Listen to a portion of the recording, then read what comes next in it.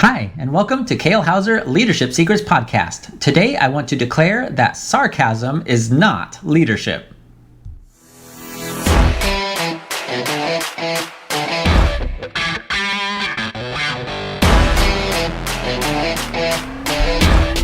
Hello, everybody. I am Kale Houser. Welcome back to Kale Houser Leadership Secrets podcast. Today, I want to talk a little bit about a form of leadership that some people use and think is appropriate, and that is using sarcasm as a method of communication. All right, so I will be the first to admit, I love sarcasm. I have a very dry sense of humor, and I use sarcasm a lot as part of that.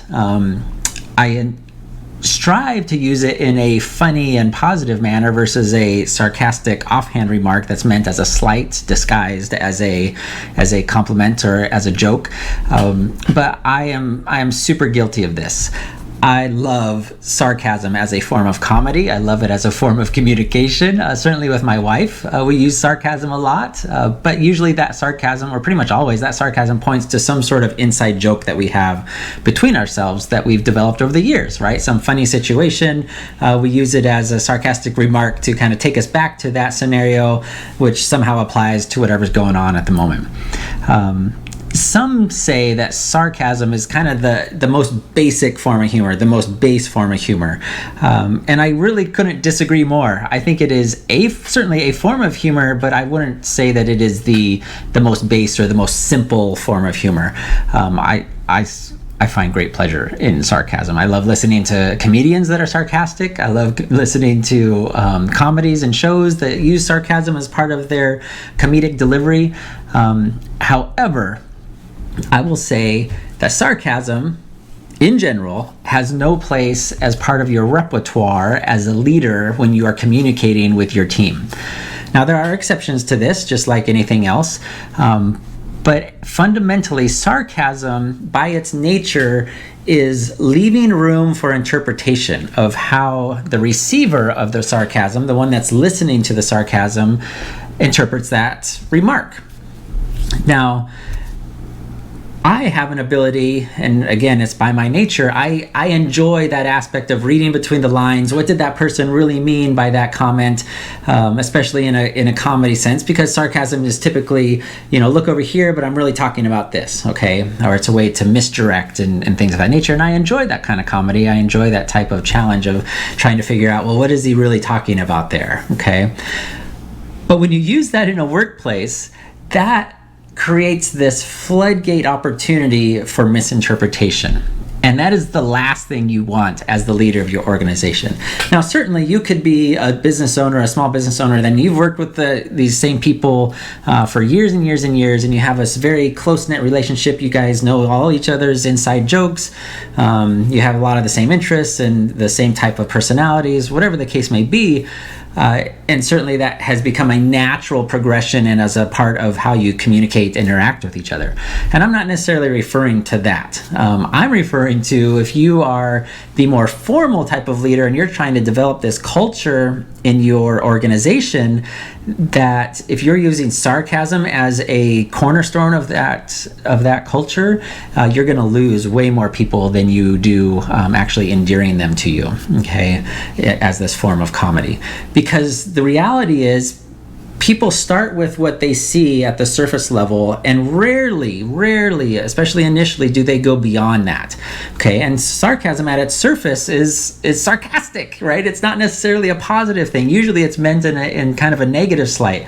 And when people don't understand, the history behind that or your type of personality, the chances and the reality of their misinterpreting it towards a negative slant is just too astronomical to risk. I would highly encourage you to kind of start thinking about how you are communicating with your team, especially newer team members, employees or coworkers, or even bosses, like new bosses that you have above you. And cut out the sarcasm. Think of different ways that you can communicate with them. And it can certainly be humorous, right? Don't get me wrong with that. I'm not talking a dig on humor as a form of communication and joking around, although there are certainly limits to that as well. But I'm specifically talking about sarcasm. And the reason I bring this up is because in the military, again, that's my background. This is what I largely will draw on for my examples, especially in the pilot end of things, the operational world. Sarcasm, ridicule, and kind of public embarrassment and shame are you could argue the three keys of a good training program in the operational world, right? We learn to not do things by public humiliation, by ridicule, by sarcastic remarks. And that has been kind of an informal joke that goes within the operational world of the military of, kind of the key contributors to an effective instructor, certainly in an airframe. Now, I'm sure, obviously there are outliers to this, and there are people that use this effectively, and there are people that use it not so effectively, and varying degrees of success. And that is certainly not, I'm not saying that's part of the official Air Force program or what they put in their books when they're teaching instructors, anything of that nature. That's just kind of one of those things that comes out just in large part due to the structure of the military and the rank and the formality of it. And there's really nothing you can do about it, right? When somebody of higher ranking tells you something, there's not a whole lot you can do about it. Short of criminal kind of things. But I want you to get away from that aspect of understanding that sarcasm, more than likely, in most all situations, is going to do you more harm than good. Because this goes back to, and I've said it several times, is sarcasm, due to the nature of it being subject to misinterpretation, and misinterpretation on the negative slant, it creates confusion. Right? You may make an offhanded, sarcastic remark to an employee of yours or a teammate or a coworker that you think was funny because that, it aligns with your comedic nature, and you kind of get a little inward chuckle out of it, right? A little self-satisfaction that you made such a witty, sarcastic remark. But either they weren't in the mood, they completely missed the, whatever underhanded tonality of it, they missed the context of it, and then, man, it just kind of has this opportunity that just drives this dagger right into their heart, which you maybe didn't mean at all. You maybe truly meant it as a compliment, but because of the sarcastic nature of it, they missed those subtle cues, and they missed that reading between the lines to be able to interpret it as such, and instead they interpreted a negative and went from there. And then that leads to all those other kind of breakdowns in communication that we've talked about in previous episodes, and we'll certainly cover more in the future. And that's the last thing you want as a leader of your organization, whether a mid-level manager or somebody higher up, or a small business owner that has your own small team that you are solely responsible for. I'm trying to think of another aspect of that with sarcasm, and I've had to cut this way back with my children. Okay, so again, I have a very dry sense of humor. I love sarcasm, and I've had to be careful as I've seen that and been aware of that when I've been talking to my two boys, especially if they've been growing up into their preteens and early teenage years now, because they're still in that little bit of fragile sense of trying to figure out who they are as young men and how to behave and react. And I've noticed that they've started to become fairly sarcastic, and I'm going, man, that's not really a good thing, because they're going to take that out into the world, and as they try to make friends or eventually find girlfriends and relate to other people, especially their age, it will not come off well, right? For all the same reasons that I'm talking about in their personal relationships, that sarcasm just doesn't come off well. It comes off usually harsh and criticizing of other people. And I've had to learn that too, as I've introduced myself to various people in different settings, social, business, or otherwise. I can't go in there being like, making these weird kind of inappropriate, sarcastic remarks that I may think is funny and I think is appropriate, but just doesn't play out in a new relationship type of a setting. And one of those is how, I'm trying to think how you apply that is that self-awareness of knowing your audience, knowing that common ground that you have or don't have, and then that the ability to think of a different way to communicate.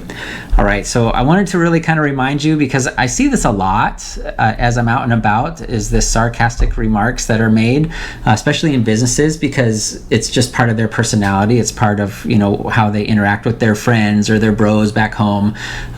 But as they're trying to build this business that has different personalities and different backgrounds and people that don't come from that type of environment that uses sarcasm a lot, especially out of the military. You'll see this a lot in military veterans as they enter the workplace, as one of the challenges they have in relating to civilians that have never experienced that. And there's certainly tons of memes about this, that we kind of speak a different language because that's our love language, about, cussing at each other and all those different things, and just kind of ripping each other out and ripping each other down, as all part of good fun, right? And it's just part of the culture that a lot of the military has built, and certainly not everywhere and to varying degrees, but that doesn't always play out in the corporate world or in a small business kind of setting. So I would be aware of that, especially if you are a veteran and you are entering the workforce in the civilian sector.